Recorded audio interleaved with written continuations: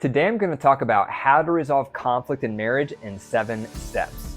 Welcome to the Dr. Wyatt Show, where developing a long-lasting, happy relationship is the status symbol to achieve, and following my methods is one approach to help get you there. I'm your host, Dr. Wyatt Fisher, a licensed psychologist specializing in couples counseling.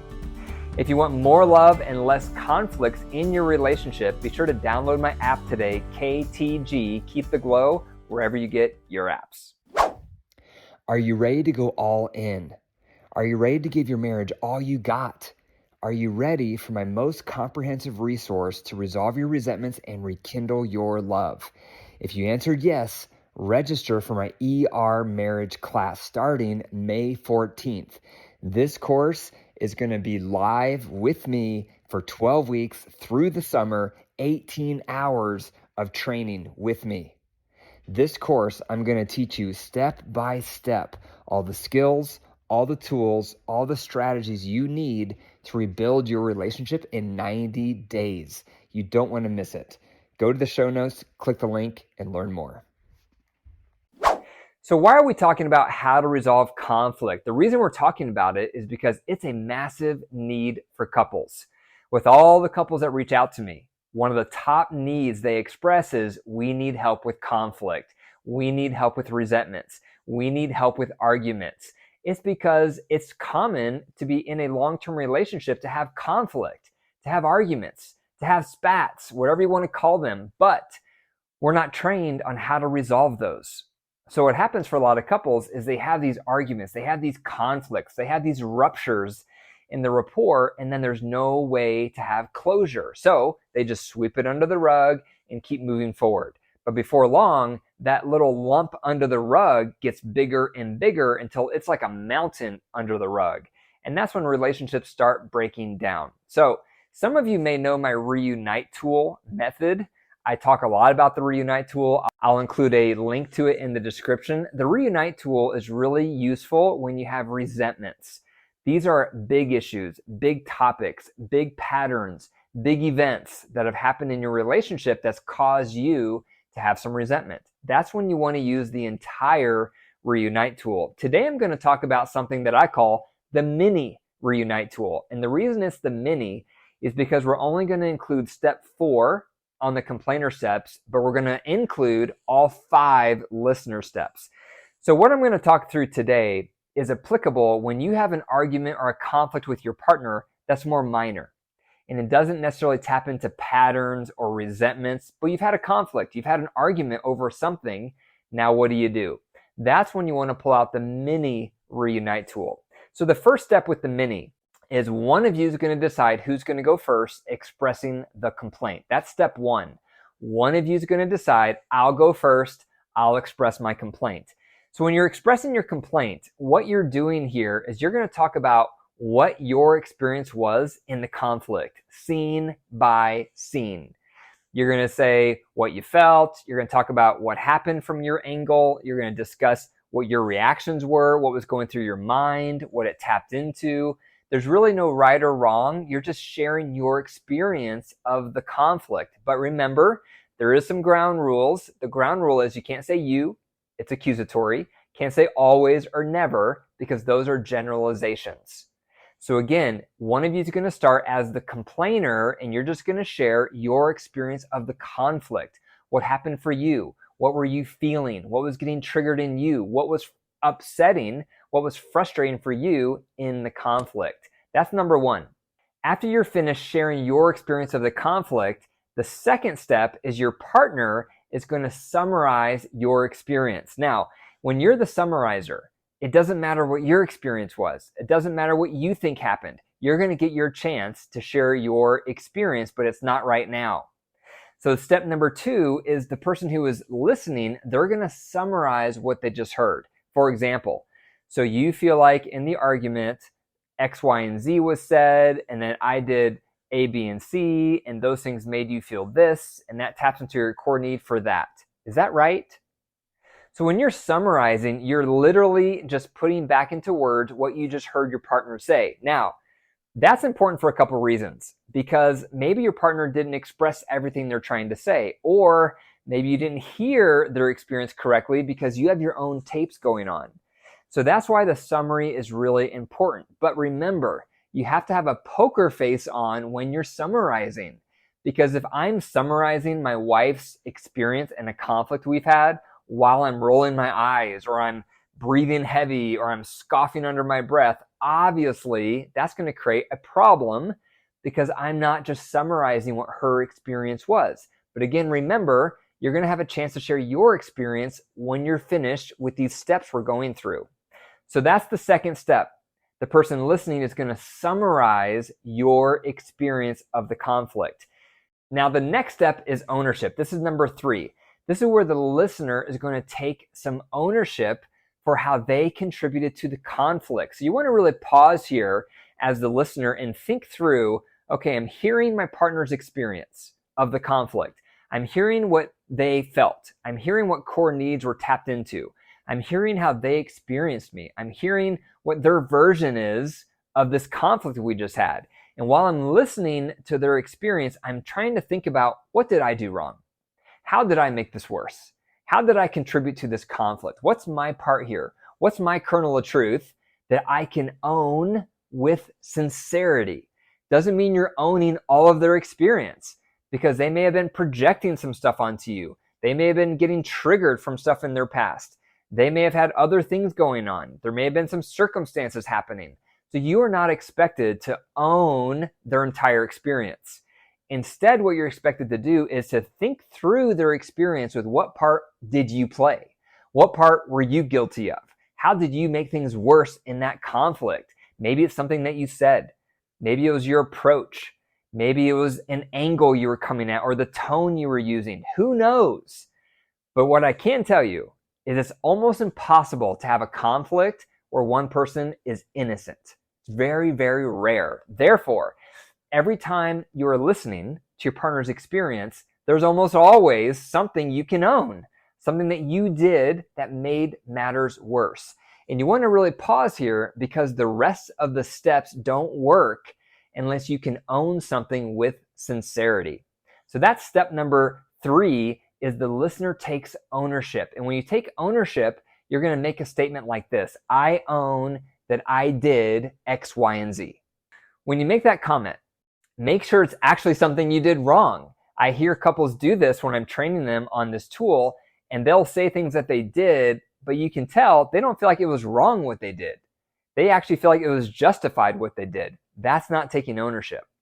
Taking ownership is things that you feel guilty about, things that you know you shouldn't have done, things that you said that you shouldn't have said, approaches you had in that conflict that you shouldn't have had. That's what ownership is. So when you're taking ownership, don't just say what you did. You're actually owning what you did wrong, what you could have done better, what you're guilty of. That's what step 3 is about, where the listener takes ownership. You're literally talking about and owning what you did wrong in the conflict. So now we're ready for number 4. Number 4 is empathy. So as the listener, you want to express empathy for the part you're owning and how it made your partner feel. This is where you're going to have to put yourself in your partner's shoes. You have to think about, what has my partner been through in life? What are their wounds growing up, their values? What are their needs today, their values today? What are their top stressors? What are their top goals? When you become cognizant and mindful of all those variables that make your partner who they are, then you're going to be able to more readily empathize with their experience, because you're able to see their experience through their lens, not yours. And that's why you can empathize even if you personally can't relate with how they felt, even if you personally wouldn't feel the same. You can still provide empathy because you're seeing the situation from their lens. And the only way you can see it from their lens is to know your partner really well. So you may need to do some homework. What did your partner go through growing up? What were their highs? What were their lows? What are your partner's top needs as an individual today? What are their top insecurities? What are their top values? What are their top stressors? What are their top goals for the future? You might need to ask your partner some of those questions. And those questions need to be updated periodically, because the more you know answers to those questions, the more likely you're going to be able to see the situation through their eyes. And that's when you can make an empathy statement. So for example, you would say, I can see how me doing or saying X would have made you feel Y. That's empathy. Number 5 is the listener is going to apologize just for the part they're owning. So I want you to know, I'm sorry that me doing X made you feel Y. Now, don't get tripped up here. And some people get tripped up on apologies and they say, well, it's not my fault they felt a certain thing. Don't go down that path. That's irrelevant. What matters is your partner's experience. You did or said things that you're owning that made them feel certain things. So you're just making an apology that by doing certain things, you made them feel a certain way. You're apologizing for how your behavior made them feel. Number 6 is the listener makes amends. So this is where you want to be thinking about, okay, what did I do here that I'm owning? In this conflict we had, I'm owning certain things that I did, my approach, my words, my behavior, the part and the pieces that I'm owning in this conflict we just had. What can I do different moving forward that's also going to work for me? Because you don't want to just bend over backwards for your partner when you're making amends and do whatever they want, because that may not be sustainable for you. So when you're making amends, you're thinking about, what can I do different? What are some adjustments I can make? What kind of work do I need to do on myself to make sure I don't do this part I'm owning again in the future? What is that for you? And don't gloss over this. I see a lot of people in this step and they'll say something like, I'll just try to be better, or I'll just try to improve, or I'll just give it a more concerted effort the next time. Don't say things like that, because that's not specific, that's not measurable, that's not even attainable. It's very vague, it's very nebulous. So when you're thinking of making amends, make sure it's something concrete.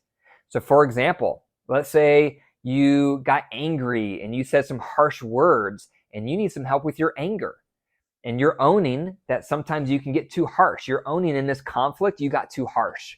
So maybe for you, making amends would be, I'm going to read some articles on anger management, or I'm going to listen to some podcasts on anger management, or I'm going to read a book, or maybe I'm going to see a counselor or a coach on how to manage my emotions better so that when we have these conversations, these conflicts, my anger doesn't get the best of me. Maybe that's you're making amends. So you want it to be something very specific and concrete so that your partner feels more hope that you're actually going to work on it. Now, once you're done suggesting your amends, ask your partner, what do they think about these ideas and what else would they appreciate? Because your partner probably has other ideas, other solutions, other angles of what they think could also help. And so you want to make sure you ask them, what else would you appreciate, so they can speak into these action items for you. Now, once you have all these action items, you don't want to forget them. And it's very easy to forget them. So write them down somewhere. I call this a partner cheat sheet. After every conflict, every time you go through these mini reunite tools, you want to start making a list of your personal takeaways. What are you going to be working on moving forward? Make a list, make a bulleted list of those items for you. And then you want to make sure you review that list a couple times a week. And what that will do is it will keep the items you're committing to at the forefront of your brain. And you want that because then it will remind you of how you're supposed to be making some changes in your relationship.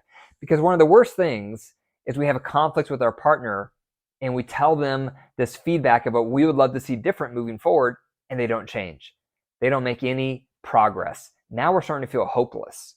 So if you're the one getting this feedback and then you're owning something and you're apologizing, you're making amends, you don't want to forget what you're committing to working on moving forward. So write that down.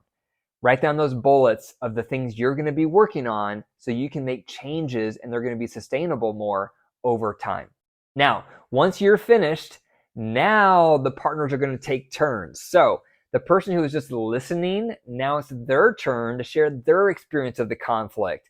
What was upsetting to them? What was hard for them in that conflict? What they were feeling? What core needs it was tapping into for them? And then the other person now has to go through those exact same listener steps. So this is a nice tool to use because it gives partners a chance to talk through both of their experiences while their partner is being the listener. It's very effective. It can transform your conflicts, and more importantly, it provides resolution at the end of these conflicts. It provides healing. It provides learning. It provides closure so that you're not sweeping things under the rug any longer. So Those are 7 steps for the mini reunite tool. Number one of you is going to start by expressing your experience in the conflict. Number 2, the listener is going to summarize. Number 3, the listener is going to take ownership. Number 4, the listener is going to empathize. Number 5, the listener is going to apologize. Number 6, the listener is going to make amends. And number 7, then you're going to take turns and do it over. Thank you for listening to the Dr. Wyatt Show. Be sure to subscribe to hear all my future episodes. And remember, your marriage is alive. If you care for it and nurture it, it will grow. But if you deprive it and neglect it, it will wilt and die. The choice is up to you.